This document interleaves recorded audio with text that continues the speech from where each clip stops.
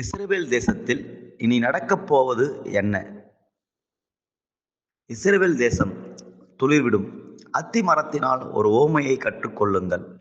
அதிலே இளங்கிளை தோன்றி துளிர்விடும் போது வசந்த காலம் சமயமாயிற்று என்று அறிவீர்கள். அப்படியே இவைகளையெல்லாம் நீங்கள் காணும்போது அவர் சமீபமாய் வாசல் அருகே வந்திருக்கிறார் என்று அறியுங்கள். மத்தேயு 24:32, 33. ஏறக்குறைய 1500 வருடம் இல்லாத ஒரு நாடு 1948ஆம் வருடம் இஸ்ரவேல் தேசம் புதிதாய் தோன்றியது, சுதந்திரம் பெற்று கொண்டது. உலகம் எங்கிலும் சிதறி இருந்த யூத ஜனங்கள் சொந்த தேசத்திற்கு வர ஆரம்பித்தனர். 1,44,000 பேர் முத்திரை போடப்படுதல். இஸ்ரவேல் புத்திரருடைய சகல கோத்திரங்களிலும் முத்திரை போடப்பட்டவர்கள் 1,44,000 பேர். வெளிப்படுத்தல் 7:4. தேவனுடைய நியாய தீர்ப்புகள். ஆட்டுக்குட்டியானவர் 7 முத்திரைகளை உடைத்தல். வெளிப்படுத்தல் 6:1. 7 எக்காலங்களை உடைய 7 தூதர்கள் எக்காலம் ஊதுகிறதற்கு தங்களை ஆயத்தப்படுத்துதல். வெளிப்படுத்தல் 8:6. தேவாலயத்தில் இருந்து உண்டான ஒரு பெருஞ்சத்தம், அந்த 7 தூதருடனே நீங்கள் போய் தேவனுடைய 7 கோப கலசங்களை பூமியின் மேல் ஊற்றுங்கள். வெளிப்படுத்தல் 16:1. பரிசுத்த ஸ்தலத்தில் பாழாக்குகிற அருவருப்பு. பாழாக்குகிற அருவருப்பை குறித்து தானியேல் தீர்க்கதரிசி சொல்லி இருக்கிறானே, வாசிக்கிறவன் சிந்திக்க கடவன். நீங்கள் அதை பரிசுத்த ஸ்தலத்தில் நிற்க காணும்போது யூதேயாவில் இருக்கிறவர்கள் மலைகளுக்கு ஓடிப்போக கடவர்கள். வீட்டின் மேல் இருக்கிறவன் தன் வீட்டிலே எதையாகிலும் எடுப்பதற்கு இறங்காதிருக்க கடவன். வயலில் இருக்கிறவன் தன் வஸ்திரங்களை எடுப்பதற்கு திரும்பாதிருக்க கடவன். அந்நாட்களிலே கர்ப்பவதிகளுக்கும் பால் கொடுக்கிறவர்களுக்கும் ஐயோ! நீங்கள் ஓடிப்போவது மாறி காலத்திலாவது ஓய்வு நாளிலாவது சம்பவியாதபடிக்கு வேண்டிக் கொள்ளுங்கள். மத்தேயு 24:15-20. அருவருப்பான சட்டைகளோடே பாழாக்குகிறவர் வந்து இறங்குவான். நிர்ணயிக்கப்பட்டிருக்கிற நிர்மூலம் பாழாக்குகிறவன் மேல் தீரு மட்டும் சொரியும் என்றான். தானியேல் 9:27. கள்ளத்தீர்க்கதரிசியின் செயல்பாடு. பின்பு வேறொரு மிருகம் பூமியிலிருந்து எழும்ப கண்டேன். அது ஆட்டுக்குட்டிக்கு ஒப்பாக 2 கொம்புகளையுடையதாயிருந்தது. வலுசர்ப்பத்தை போல பேசினது. அது முந்தின மிருகத்தின் அதிகாரம் முழுவதையும் அதன் முன்பாக நடப்பித்து சாவுக்கேதுவான காயம் ஆற சொஸ்தமடைந்த முந்தின மிருகத்தை பூமியும் அதன் குடிகளும் வணங்கும்படி செய்தது. அன்றியும் அது மனுஷருக்கு முன்பாக வானத்தில் இருந்து பூமியின் மேல் அக்கினியை இறங்க பண்ணத்தக்கதாக பெரிய அற்புதங்களை நடப்பித்தது. வெளிப்படுத்தல் 13:11-13. அந்தி கிறிஸ்துவிற்கு சொரூபம் செய்யப்படுதல். மிருகத்தின் முன்பாக அந்த அற்புதங்களை செய்யும்படி தனக்கு கொடுக்கப்பட்ட சத்துவத்தினாலே பூமியின் குடிகளை மோசம் போக்கி பட்டயத்தினாலே காயப்பட்டு பிழைத்த மிருகத்திற்கு ஒரு சொரூபம் பண்ண வேண்டும் என்று பூமியின் குடிகளுக்கு சொல்லிற்று. மேலும் அம்மிருகத்தின் சொரூபம் பேசத்தக்கதாகவும் மிருகத்தின் சொரூபத்தை வணங்காத யாவரையும் கொலை செய்யத்தக்கதாகவும் மிருகத்தின் சொரூபத்திற்கு ஆவியை கொடுக்கும்படி அதற்கு சத்துவம் கொடுக்கப்பட்டது. வெளிப்படுத்தல் 13:14-15. 666 முத்திரை போடப்படுதல். அது சிறியோர், பெரியோர், ஐஸ்வர்யவான்கள், தரித்திரர், சுயாதீனர், அடிமைகள் இவர்கள் யாவரும் தங்கள் தங்கள் வலது கைகளிலாவது நெற்றிகளிலாவது ஒரு முத்திரையை பெறும்படிக்கும் அந்த மிருகத்தின் முத்திரையாவது அதன் நாமத்தையாவது அதன் நாமத்தின் இலக்கத்தையாவது தரித்து கொள்கிறவன் தவிர வேறொருவனும் கொல்லவும் விற்கவும் கூடாதபடிக்கும் செய்தது. இதிலே நாணம் விளங்கும். அந்த மிருகத்தின் இலக்கத்தை புத்தியுடையவன் கணக்கு பார்க்க கடவன். அது மனுஷருடைய இலக்கமாயிருக்கிறது. அதனுடைய இலக்கம் 666. வெளிப்படுத்தல் 13:16-18. மிகுந்த உபத்திரவம். ஏனெனில் உலகம் உண்டானது முதல் இதுவரைக்கும் சம்பவித்திராததும் இனிமேலும் சம்பவியாததுமான மிகுந்த உபத்திரவம் அப்பொழுது உண்டாயிருக்கும். அந்நாட்கள் குறைக்கப்படாதிருந்தால் ஒருவனாகிலும் தப்பிப்போவதில்லை. தெரிந்து கொள்ளப்பட்டவர்கள் நிமித்தமோ அந்த நாட்கள் குறைக்கப்படும். மத்தேயு 24:21-22. எருசலேம் 3ஆம் தேவாலயம் கட்டப்படுதல். இதோ, ஆலயத்துக்கு புறம்பே சுற்றிலும் ஒரு மதில் இருந்தது. அந்த புருஷன் கையிலே 6 முழ நீளமான ஒரு அளவுகோல் இருந்தது. ஒவ்வொரு முழமும் நமது கைமுழத்திலும் 4 விரற்கடை அதிகமானது. அவர் அந்த மதிலை அளந்தார். அகலம் ஒரு கோலாகவும் உயரம் ஒரு கோலாகவும் இருந்தது. எசேக்கியேல் 40:5. 3ஆம் தேவாலயம் கட்டப்பட யூதர்கள் எல்லாம் ஆயத்தப்படுத்தி தயார் நிலையில் வைத்துள்ளனர். யூதருக்கும் இஸ்லாமியருக்கும் அந்தி கிறிஸ்து சமாதான உடன்படிக்கை செய்து ஆலயத்தை கட்டித்தர உதவுவான். எருசலேமுக்கு விரோதமாய் எதிரிகள். எருசலேம் சேனைகளால் சூழப்பட்டிருப்பதை நீங்கள் காணும் போது அதன் அழிவு சமயமாயிற்று என்று அறியுங்கள். அப்பொழுது யூதேயாவில் இருக்கிறவர்கள் மலைகளுக்கு ஓடிப்போகவும் எருசலேமில் இருக்கிறவர்கள் வெளியே புறப்படவும் நாட்டுப்புறங்களில் இருக்கிறவர்கள் நகரத்தில் பிரவேசிக்காமல் இருக்கவும் கடவர்கள். எழுதியிருக்கிற யாவும் நிறைவேறும்படி நீதியை சரிகட்டும் நாட்கள் அவைகளே. அந்நாட்களில் கர்ப்பவதிகளுக்கும் பால் கொடுக்கிறவர்களுக்கும் ஐயோ! பூமியின் மேல் மிகுந்த இடுக்கணும், இந்த ஜனத்தின் மேல் கோபாக்கினையும் உண்டாகும். பட்டய கருக்கினாலே விழுவார்கள். சகல பிரஜாதிகளுக்குள்ளும் சிறைப்பட்டு போவார்கள். லூக்கா 20:21-24.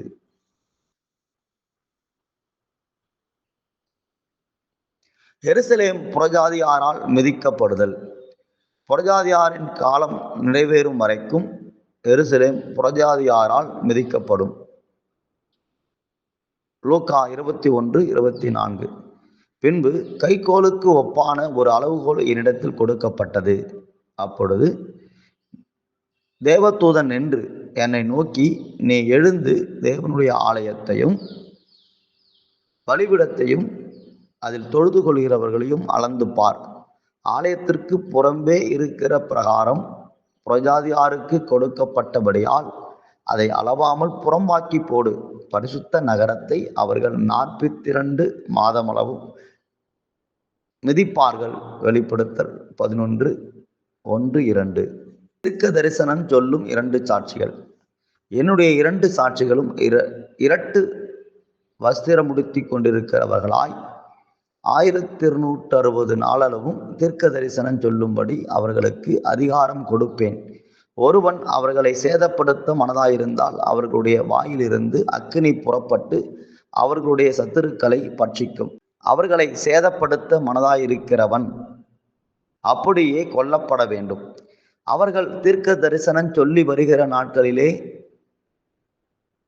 மழை பெய்யாதபடிக்கு வானத்தை அடைக்க அவர்களுக்கு அதிகாரம் உண்டு. அவர்கள் தண்ணீர்களை இரத்தமாக மாற்றவும் தங்களுக்கு வேண்டும் போதெல்லாம் பூமியை சகலவித வாதைகளாலும் வாதிக்கவும் அவர்களுக்கு அதிகாரம் உண்டு. வெளிப்படுத்தல் 11:3-6. எருசலேமில் பூமி அதிர்ச்சி. அந்நேரத்திலே பூமி மிகவும் அதிர்ந்தது. உடனே அந்த நகரத்தில் 10 பங்கு இடிந்து விழுந்தது. மனுஷரில் 7000 பேர் பூமி அதிர்ச்சியினால் அழிந்தார்கள். மீதியானவர்கள் பயமடைந்து பரலோகத்தின் தேவனை மகிமைப்படுத்தினார்கள். வெளிப்படுத்தல் 11:13. கிறிஸ்துவின் வருகை குறித்த கள்ள போதனைகள். அப்பொழுது இதோ கிறிஸ்து இங்கே இருக்கிறார், அதோ அங்கே இருக்கிறார் என்று எவனாகிலும் சொன்னால் நம்பாதேயுங்கள். ஏனெனில் கள்ள கிறிஸ்துக்களும் கள்ள தீர்க்கதரிசிகளும் எழும்பி கூடுமானால் தெரிந்து கொள்ளப்பட்டவர்களையும் வஞ்சிக்கத்தக்கதாக பெரிய அடையாளங்களையும்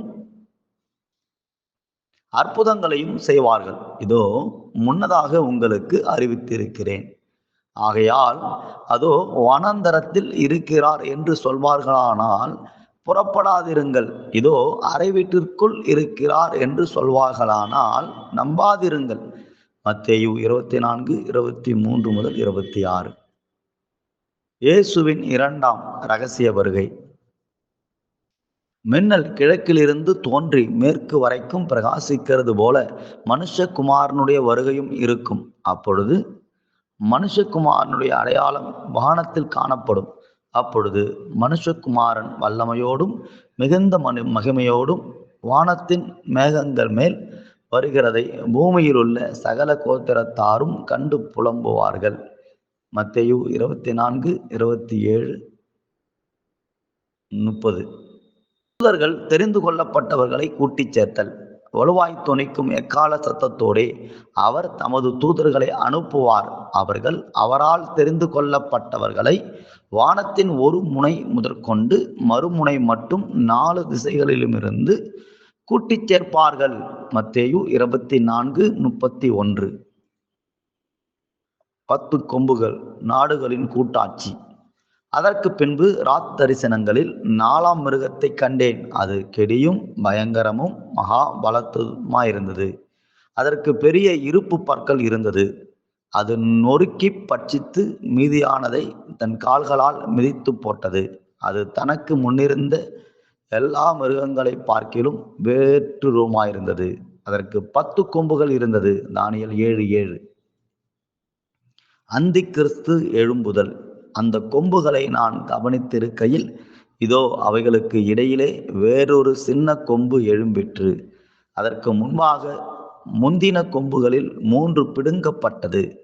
இதோ அந்த கொம்பிலே மனுஷ கண்களுக்கு ஒப்பான கண்களும் பெருமையானவைகளை பேசும் வாயும் இருந்தது. தானியேல் 7:8.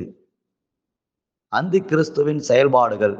அவர்களுடைய ராஜ்ய வாரத்தின் கடைசி காலத்திலோ வென்றால் பாதகருடைய பாதகம் நிறைவேறும் போது மூர்க்க முகமும் சூதான பேச்சும் உள்ள சாமர்த்தியமான ஒரு ராஜா எழும்புவான்.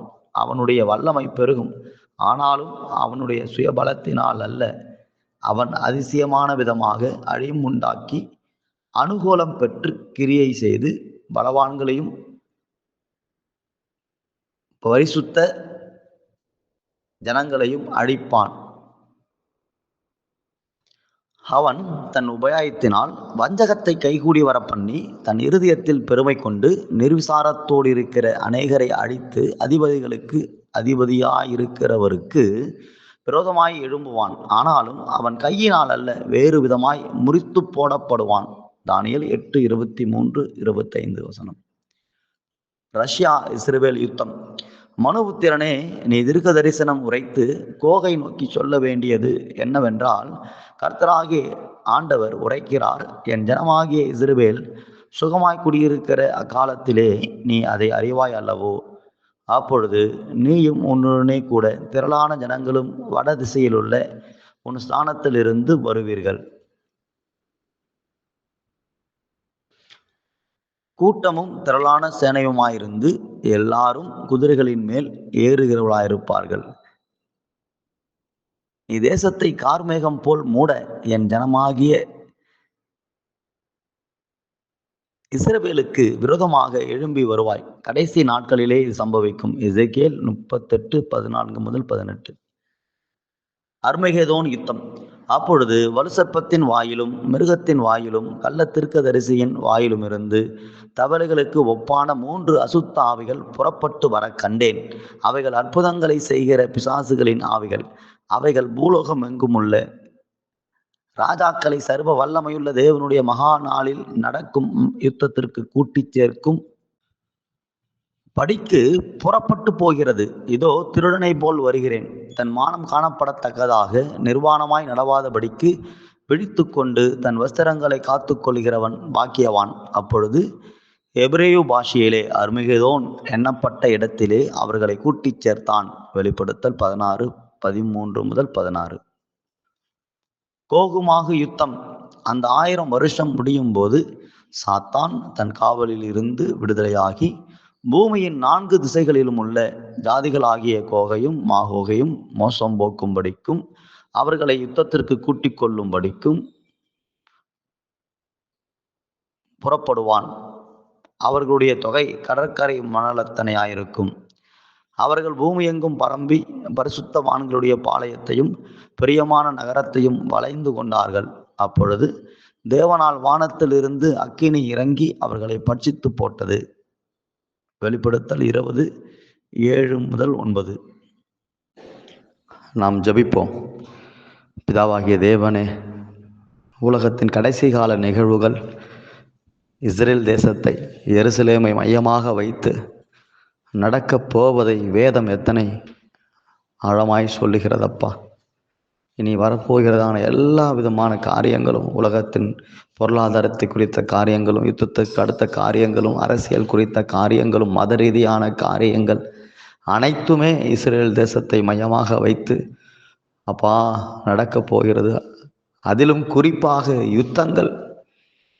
2 உலகப் போர்களை சந்தித்த இந்த தேசம் 3வது உலகப் போரையும், அதை தொடர்ந்து வரப்போகிறதான அர்மெகதோன் யுத்தம், கோகுமாக யுத்தம் போன்ற யுத்தங்களை எல்லாம் இஸ்ரேல் தேசத்தை மையமாக கொண்டு நடக்கப் போகிறது என்பதை வேதம் அழகாக எங்களுக்கு சொல்கிறதப்பா.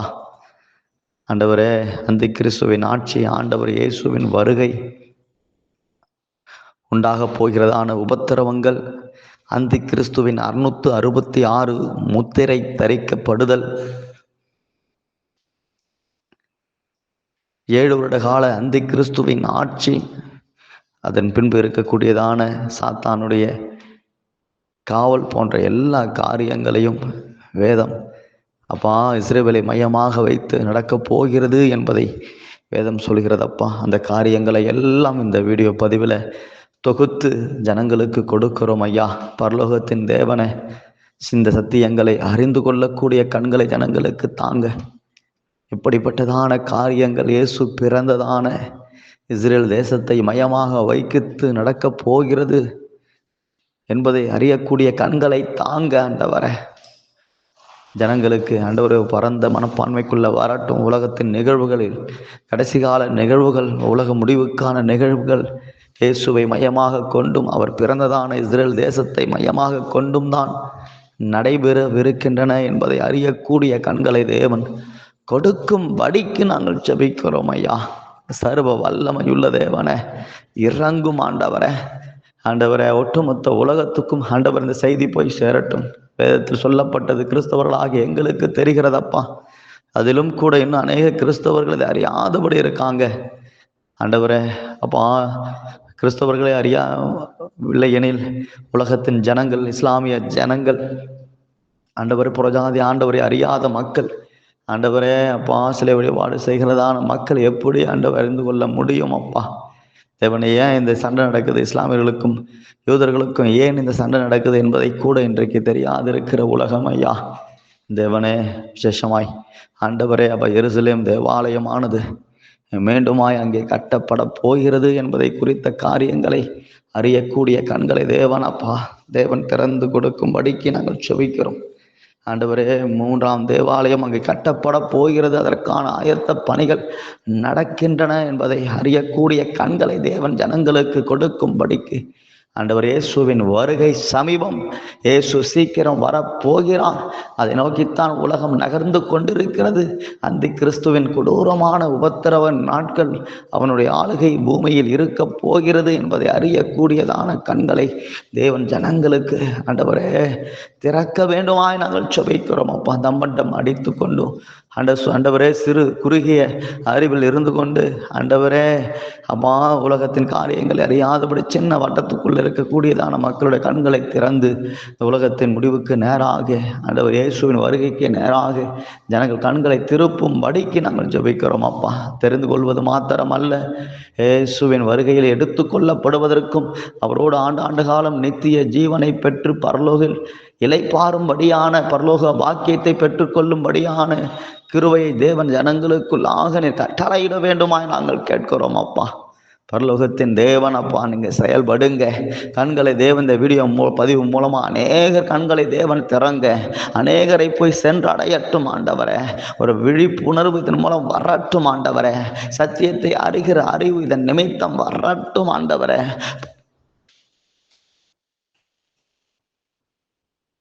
நீங்க செய்கிறபடியால் உமக்கு ஸ்தோத்திரம். கிறிஸ்துவை குறித்த காரியங்களை, ராஜ்யத்தின் சுவிசேஷத்தை ஜனங்களுக்கு தீவிரமாய் அறிவிக்க அவர்களுக்கும் கர்த்தர் கண்களை திறங்க. ராஜ்யத்தின் சுவிசேஷம் முந்தி அறிவிக்கப்படும், அப்பொழுது முடிவு வரும் என்று வேதம் சொல்கிறது. தீவிரமாய் சபை இன்றைக்கு கிறிஸ்துவின் ராஜ்யத்தின் சுவிசேஷத்தை அறிவிக்க எத்தனை படட்டும் என்று சொல்லி ஜெபிக்கிறோம். அப்பா, செய்கிற அன்புக்காக நன்றி. இயேசு கிறிஸ்துவின் நாமத்தில் ஜெபிக்கிறோம் பிதாவே, ஆமென்.